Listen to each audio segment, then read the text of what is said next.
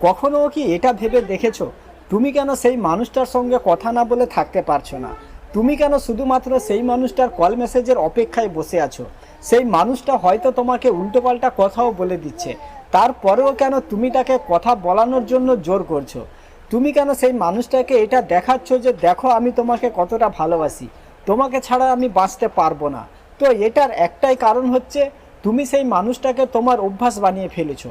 তুমি সেই মানুষটার উপরে ডিপেন্ড হয়ে পড়েছো। সেই মানুষটা কিন্তু তোমার উপরে ডিপেন্ড নয়।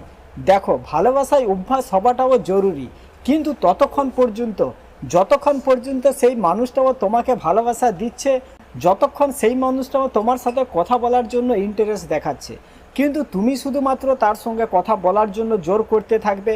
তুমি শুধুমাত্র তাকে বোঝাতে থাকবে যে তুমি আমাকে সময় দিচ্ছ না, তুমি আর আগের মতো আমার সঙ্গে কথা বলছো না, দেখো আমি তোমাকে কতটা ভালোবাসি, আমি তোমাকে ছাড়া থাকতে পারবো না। তো ভালো কি তুমি একাই বেসেছো? সেই মানুষটা কি তোমাকে ভালোবাসেনি? অনেকেই এটা বলবে যে হ্যাঁ, সেই মানুষটাও আমাকে আগে ভালোবাসতো, কিন্তু এখন সেই মানুষটা আমাকে ইগনোর করছে।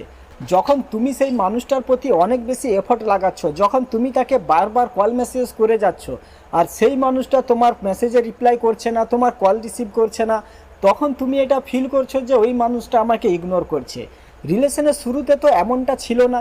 শুরুতে তুমি সেই মানুষটার সঙ্গেও কথা বলতে, তোমার বন্ধু বান্ধবদের সঙ্গেও কথা বলতে, কিন্তু যখনই সম্পর্ক পুরনো হয়েছে, তখনই শুধুমাত্র সম্পর্কের মধ্যে এটাই চলছে যে girlfriend boyfriend, boyfriend girlfriend, call message block unblock ignore, এইগুলোই শুধু সম্পর্কের মধ্যে চলছে।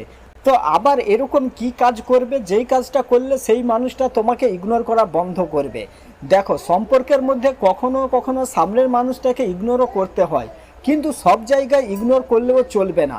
যখন সেই মানুষটা তোমার সাথে একেবারেই কথা বলতে চাইবে না, তোমার মুখ দেখতে চাইবে না, তখন তুমি সেই মানুষটাকে ইগনোর করো।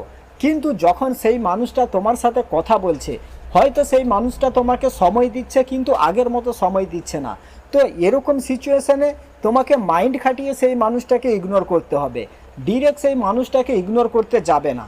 তখন সেই মানুষটা এটা বুঝে নেবে যে তুমি তাকে ইচ্ছা করে ইগনোর করছো। আর সেই মানুষটা যদি তোমাকে ছেড়ে দেবার চিন্তাভাবনা করে থাকে, তখন সেই মানুষটা একটা সুযোগ পেয়ে যাবে আর সেই মানুষটা তোমাকে ছেড়ে চলে যাবে। তো সেই মানুষটাকে এভাবে সুযোগ কখনো দেবে না। অনেকের সম্পর্ক তো সামনের মানুষটাকে উল্টোপাল্টা কথা বলার জন্যই নষ্ট হয়ে যায়। যখনই তার প্রিয় মানুষটা তাকে ইগনোর করে, তখন সেই মানুষগুলো তার রাগ, তার ইমোশন, সেইগুলো কন্ট্রোল করতে পারে না, সেই মানুষটাকে উল্টোপাল্টা কথা বলতে শুরু করে দেয়। কিন্তু এরকম পরিস্থিতিতে যখন তুমি সেই মানুষটাকে উল্টোপাল্টা কথা বলবে, তখন সেই মানুষটা এটা বোঝারই চেষ্টা করবে না যে তুমি তাকে এত বেশি ভালোবাসো, তুমি তার সঙ্গে কথা বলার জন্য তাকে উল্টোপাল্টা কথা বলছো। সেই মানুষটা তখন এটা মনে করবে তুমি খুবই খারাপ, তুমি খুবই বাজে, আর তখন সেই মানুষটা একটা বাহানাও পেয়ে যাবে, তোমাকে ছেড়েও চলে যাবে। সেই জন্য সামনের মানুষটাকে এমন সুযোগ কখনো দেবে না। সেই মানুষটা তোমাকে ইগনোর করছে, ঠিক আছে, তাকে ইগনোর করতে দাও। সে তোমার মেসেজে রিপ্লাই করছে না, তোমার কল রিসিভ করছে না, ঠিক আছে, তাকে বারবার কল করার দরকার নেই, বারবার মেসেজ করার দরকার নেই। তার কাছে এটা দেখানো পুরোপুরিভাবে বন্ধ করে দাও যে তুমি সেই মানুষটাকে কতটা ভালোবাসো, তুমি তাকে ছাড়া থাকতে পারবে না, বা তুমি সেই মানুষটার কল মেসেজের অপেক্ষায় আছো। তুমি তো তাকে 10টা মেসেজ সেন্ড করছো, 20টা তাকে কল করে যাচ্ছ, সেই মানুষটা তো কোনো রেসপন্স করছে না, কিন্তু সেই মানুষটা একটা কল করলে, একটা মেসেজ করলে তুমি সাথে সাথে রিপ্লাই করে দিচ্ছ, তার সঙ্গে কথা বলতে শুরু করে দিচ্ছ। তো সেই মানুষটা তোমার কমতি কোথা থেকে ফিল করবে? সেই মানুষটা তোমার কমতি তখন ফিল করবে যখন তুমি তাকে রিপ্লাই দেওয়া বন্ধ করে দেবে। আমি এটা বলছি না যে তাকে রিপ্লাই দেবে না, কিন্তু সাথে সাথে তাকে রিপ্লাই দেবে না। যখন সেই মানুষটা মেসেজ করবে বা কল করবে, তখন কিছুক্ষণ সময় নাও, কিছুক্ষণ চিন্তা ভাবনা করো, তারপরে তুমি তাকে রিপ্লাই দাও। তখন সেই মানুষটাও তোমাকে নিয়ে চিন্তা ভাবনা করার একটা সময় পাবে। দেখো, শুরুতে তো সেই মানুষটাকে কোনো কিছু বলতেই হতো না, তোমার নোটিফিকেশান পাওয়ার সাথে সাথেই সেই মানুষটা রিপ্লাই করতো, কিন্তু এখন ঘন্টার পর ঘন্টা কেটে যাচ্ছে, তারপরেও সেই মানুষটা তোমার মেসেজ সিনও করছে না, আর যদিও সিন করছে তো রিপ্লাই করছে না। তো এটার কারণ কি? কারণ সেই মানুষটার উপরে তুমি ডিপেন্ড হয়ে পড়েছো। তুমি সেই মানুষটার প্রতি অনেক এফোর্ট লাগাচ্ছ, তাকে অনেক বেশি কল মেসেজ করে যাচ্ছ, যেটার কারণে সেই মানুষটা তোমার কমতি ফিল করতেও পারছে না। সেই মানুষটাকে নিজের কমতি ফিল করাও। দেখো, আগে তো তুমি তাকে অনেক কলও করেছো, তাকে অনেক মেসেজও করেছো, তো এখন কিছুটা কমিয়ে দাও, নিজের দিক থেকে এফোর্ট লাগানো কমিয়ে দাও। যখন সেই মানুষটা তোমাকে এটা বলবে যে তুমি আর আগের মতো আমাকে কল করছো না, আমাকে মেসেজ করছো না, তুমি আর আগের মতো আমার সঙ্গে কথা বলতে চাও না, তখন তুমি এটা বুঝে নাও যে সেই মানুষটা এখন তোমার উপরে ডিপেন্ড হয়ে পড়েছে। আর এখানেই তুমি তার সঙ্গে মাইন্ড গেম খেলো, তাকে এটা একেবারে দেখাবে না যে তুমি ইচ্ছা করে তাকে ইগনোর করছো বলে।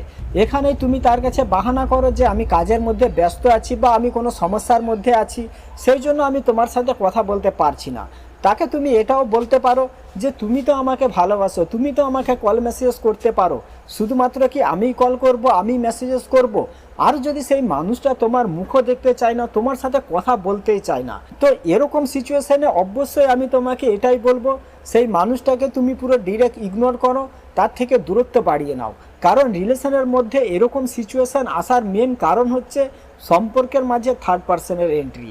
যখনই সম্পর্কের মাঝে কোনো থার্ড পার্সন ঢুকে পড়ে, তখনই একজনের ব্যবহার, একজনের কথাবার্তা পুরোপুরিভাবে পাল্টে যায়, আজব আজব ব্যবহার করতে শুরু করে দেয়। যেইগুলো ব্যবহার তুমি তার মধ্যে কখনো দেখোনি, যেইগুলো কথাবার্তা তুমি তার মুখ থেকে কখনো শোনোনি, তোমার সাথে এমন ব্যবহার করবে তুমি কনফিউজ হয়ে যাবে, তুমি ভাবনায় পড়ে যাবে যে আসলে সেই মানুষটা কি চায়, সে তোমাকে ভালোবাসে না ভালোবাসে না, সেই মানুষটা তোমার সাথে সম্পর্কে থাকতে চায় কি সম্পর্কে থাকতে চায় না। দেখো, আগে সেই মানুষটা তোমাকে যা কিছু বলতো তুমি তার সব কথা শুনতে, তার কথা মতো চলতে, তো এখন তার কথা মতো চলা বন্ধ করে দাও। দেখো, যখনই তুমি কোনো মানুষকে অ্যাভয়েড করবে, তখন অবশ্যই সেই মানুষটা আবার তোমার কাছ থেকে এটা পাওয়ার চেষ্টা করবে। কারণ মানুষের ব্যবহারই এরকম, মানুষের নেচারই এরকম, যেই জিনিসটা মানুষের কাছে থাকে না, মানুষ সেই জিনিসটাই পাওয়ার চেষ্টা করে।